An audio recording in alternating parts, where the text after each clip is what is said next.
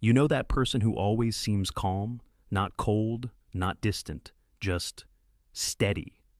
They don't overreact. They don't overshare. They don't rush to explain themselves. They move through conversations slowly, thoughtfully, as if every word passes a filter before it's released. And because of that, people assume they don't feel much, that nothing really gets to them.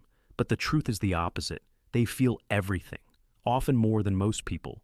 They just learned early on that showing it wasn't always safe, that vulnerability sometimes led to misunderstanding, dismissal, or pain. So they didn't stop feeling. They learned how to contain it. When something hurts them, it doesn't spill outward. It doesn't explode or demand attention. It turns inward, quietly. Not because they're emotionally numb, but because their nervous system learned restraint. Instead of reacting, it learned to pause. Instead of expressing, it learned to manage. Instead of releasing, it learned to hold.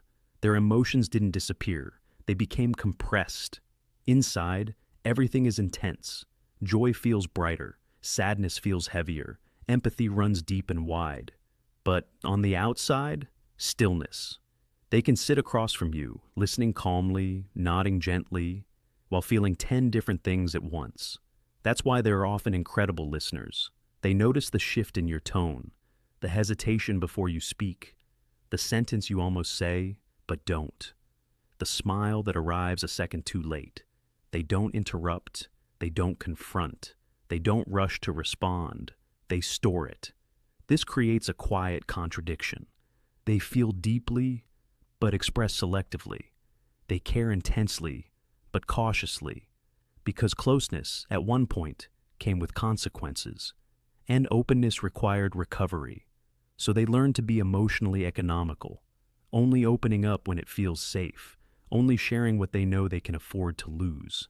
And this is where the cost appears. People praise them for being easygoing, emotionally stable, low maintenance, the calm one.